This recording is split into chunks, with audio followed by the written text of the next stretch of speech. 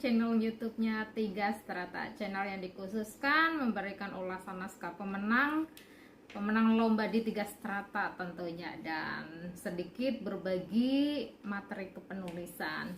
Pada kesempatan kali ini saya akan memberikan ucapan selamat kepada pemenang yang mengikuti lomba menulis cerpen erotika. Juara 1 diraih oleh Erlina, juara kedua oleh Kati Okano, dan juara ketiga, mohon maaf saya tidak bisa menyebutkan karena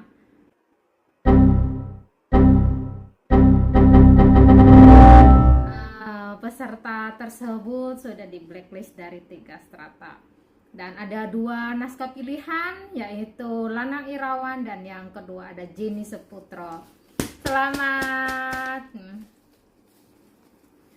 Oke, saya persilahkan ya kepada Pak Kurnia Effendi selaku salah satu juri di lomba ini untuk memberikan ulasan naskah pemenang. Teman-teman peserta lomba cerpen erotika telah terpilih. Juara pertamanya adalah Erlina dengan cerpen Malaikat Persetubuhan. Kekuatan Erlina yang kerap menggunakan medium surrealis kembali dibuktikan dalam cerpen ini.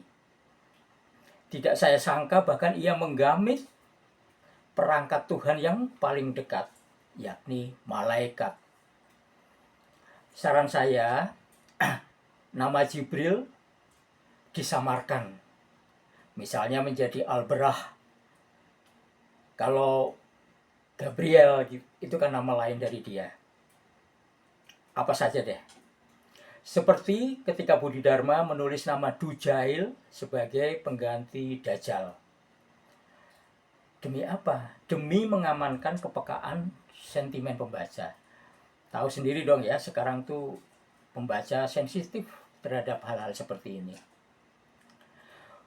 Metafora yang disajikan begitu segar dan unik, bahkan saya menandainya beberapa. Termasuk yang bisa dianggap keliru. Misalnya, selama 5 kali. Kan lazimnya sebanyak 5 kali. Ada pula satu paragraf dengan rima yang tidak mengganggu materi dan pokok pikirannya. Saya kutip ya. Angin menggeliat, dahan-dahan berkelebat. Sementara ribuan doa yang tersesat pecah, berhamburan menciptakan semburat. Diiringi suara-suara yang berdengung-dengung dengan penekanan yang berat, persis rintihan orang-orang sekarat. Tidak harus berlebihan seperti itu, tapi ini cukup oke. Erotika thriller yang bertumpu pada penderitaan masing-masing tokoh bersilangan dengan perasaan dan pikiran Riku,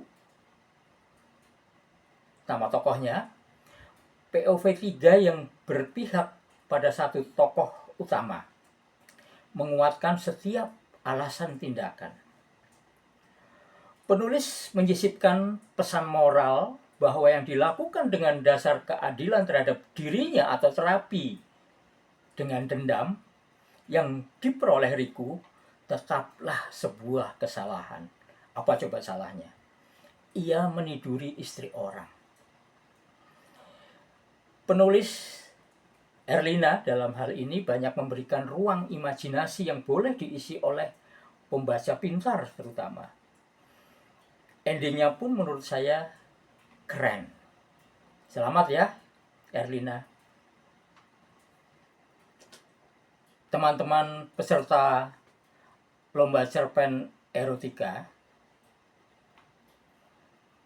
juara kedua adalah Kati Okano dengan cerpen berjudul Dancing with Adrenaline. Meski terasa lamban dengan monolog interior sekaligus teror penderitaan yang akan menyambutnya setelah mendengar keputusan kekasihnya, bagi Jelly dan penulisnya, pengantar itu perlu menjadi fondasi untuk tindakannya sebagai penutup kisah. Cerita ini fokus dengan satu topik mengenai hubungan percintaan pada jeda antara pertunangan dan seremoni pernikahan. Dengan POV 1, si aku tidak menuduh bahwa sang pria menawarkan kehangatan cinta fisikal sebagai pemanfaatan yang menghanyutkan. Dengan sikap ini, penulis berposisi pada perasaan natural seorang yang mabuk cinta dan buta hati. Saya kira pengalaman seperti ini banyak terjadi. Posesif dan ego sebagai jawaban untuk penyelesaian persoalan. Bahasanya bagus, luput dari bahkan kesalahan sepele, tidak encer, tapi bukan merumitkan diri. Saya ingin mengutip beberapa kata atau kalimat yang menarik buat saya. Misalnya, apakah suara-suara itu memiliki warna? Ya, ini metafora ini keren banget. Kata-kata yang ada pada diriku hanya mendengung-dengung di relung-relung dadaku seperti sekawanan lebah yang sarangnya dijarah manusia serakah. Selamat buat Kati Okano. Saya ucapkan terima kasih kepada Pak Kurnia Effendi atas ulasannya. Untuk selanjutnya saya akan membacakan ulasan dari Sin LK. Karena pada lomba kali ini ada 2 juri, yaitu Pak Kurnia Effendi dan yang kedua ada Sin LK.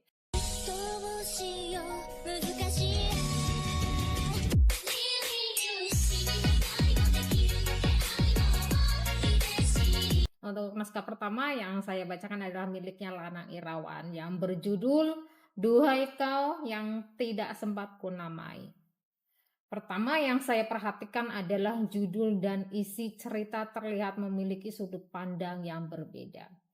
Namun judul yang beda sudut pandang tersebut malah memperkuat penokohan Bong dengan sudut pandang orang ketiganya. Selain itu, penulis mampu menghadirkan kisah hidup seorang Bong sedari memutuskan untuk keluar dari rumah. Petualangannya dengan berbagai wanita kelas atas, sampai pada akhirnya dia seperti tidak menemukan apa yang ia cari di sana, kemudian pulang. Tapi hidup di rumah memang bukan dirinya. Ia kembali berpetualang. Lalu tinggal di sebuah lingkungan kumuh yang para wanitanya membuatnya tidak berselera. Sampai ia bertemu wanita yang membuatnya tertarik secara misterius, yang memberinya nama Bong, dan Bong sendiri tidak bisa mencari nama yang tepat untuk wanita itu. Sampai detik-detik ajalnya tiba. Menurut saya, penulis mampu menghadirkan kisah atau petualang seorang Bong, seorang yang mencari apa arti hidup berbarengan dengan perjalanan seksualnya, hingga menemukan wanita tak bernama tersebut di detik menjelang kematiannya. Ya, cerpen ini masuknya cerpen sastra ya untuk semuanya. Kalau mau baca naskah-naskah pemenang nanti ada di antologi bersama hasil tugas kelas erotika. Ini jadi nggak dipublish di website kami ya, hanya ada di buku antologi. Untuk selanjutnya yaitu miliknya Jenny Seputro ya. Untuk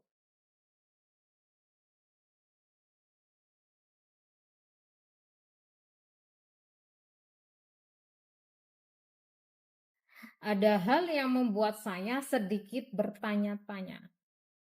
Ini naskahnya Jenny ya yang berjudul Bintang Jatuh.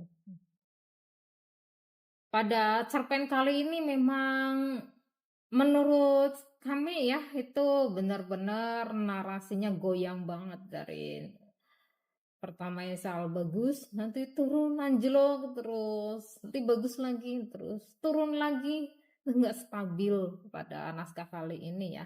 Berbeda dengan naskah Jenny pada event yang dark romance, itu bagus. Kalau ini termasuk yang jelek.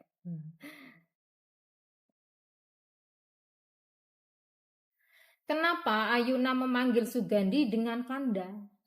Lalu kenapa Suganda memanggil Yuna di detik-detik menjelang akhir? Sementara di awal, meski Suganda tidak memanggil langsung Yuna, tapi pembaca sudah disusupi dengan kata Ayuna-Ayuna. Jadi rasanya agak kontras saat panggilan Yuna itu disebut menjelang akhir. Seperti biasa, penulis ini menyuguhkan narasi yang bagus dan bulat. Enak untuk dinikmati dan ikuti. Namun rasanya saat bagian puncak ketika Suganda datang ke rumah singgah tempat ia dijebak, narasinya jadi sedikit berantakan. Dan beberapa logika yang dipaksakan. Seperti melempar pisau hingga mengenai jantung. Ceritanya sendiri pun seperti tidak jelas mau ke arah mana. Pertamanya diperkenalkan sosok polisi yang dihadapkan pada penjahat kelas kakap yang mampu membeli hukum dan orang-orang yang menjalankan hukum.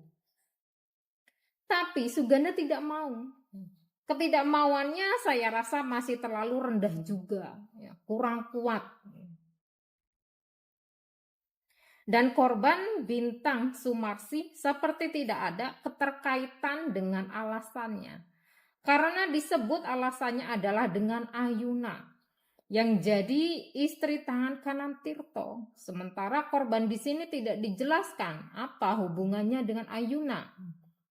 Jadi rasanya kejadian pembunuhan itu terasa misah. Jadi nggak nyambung ya Jennya. Apalagi dengan alasan kenapa Suganda tidak mau seperti polisi lain yang menerima sogokan Tirto demi menutupi kejahatannya. Untuk kali ini Jenny memang narasinya yang terakhir buyar. Anjloknya jauh banget. Kita lanjut ke cerpen miliknya untuk juara 3, sorry ya, karena udah di blacklist saya tidak bisa membacakan hasil kurasinya. Untuk juara pertama yaitu Erlina yang berjudul Malaikat Persetubuhan.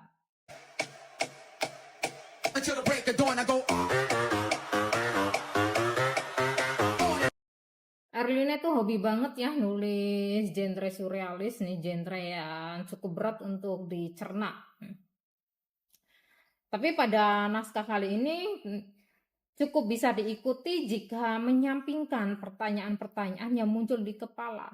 Seperti cerita ini tentang apa? Dan kenapa tokohnya seperti itu? Dan apakah dia malaikat pencatat dosa? Dan semacamnya.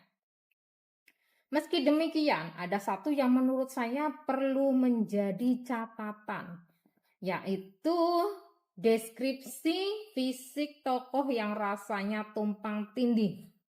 Kepala gundul rasanya kurang cocok disandingkan dengan bentuk tubuh yang kurus. Apalagi dia pemilik toko buku yang pendiam, di mana persona macam ini lebih cocok dengan rambut panjang yang tidak pernah disentuh sisir, gimbal. Dan yang paling kontras di sini adalah bentuk tubuhnya yang kurus, dikatakan lebih mirip pengawal presiden.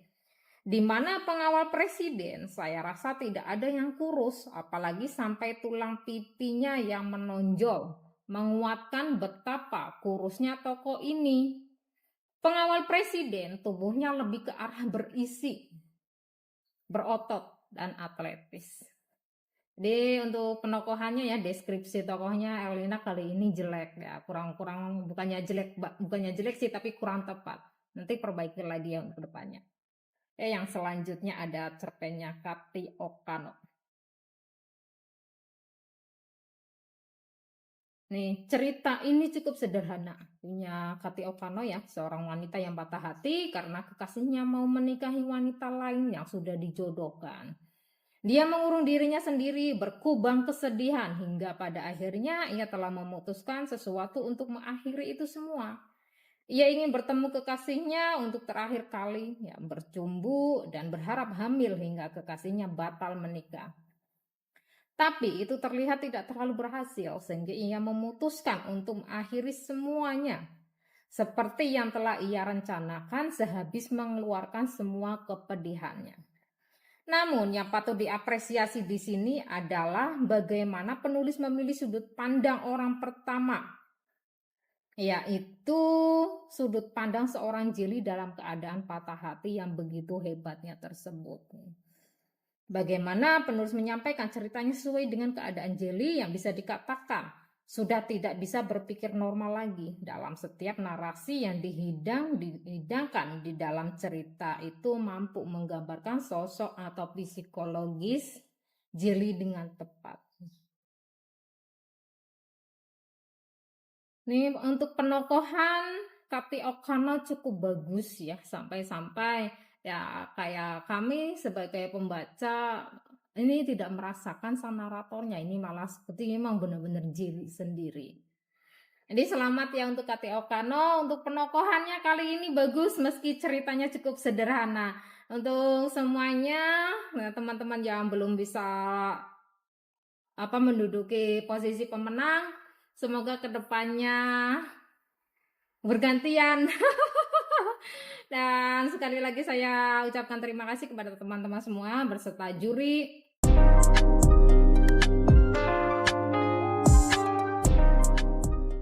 Tapi bohong.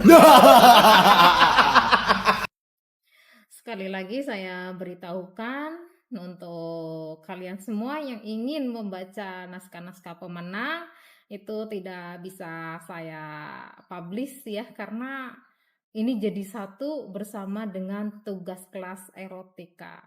Jadi ini edisi khusus, memang antologi. Untuk teman-teman yang ingin membaca nanti bisa ya order kepada salah satu penulis atau ke saya langsung juga bisa. Oke, terima kasih yang sudah subscribe di channel YouTube-nya Tiga Strata. Semoga sedikit berbagi ilmu dari kami bermanfaat ya untuk kalian semua. Thank you, bye.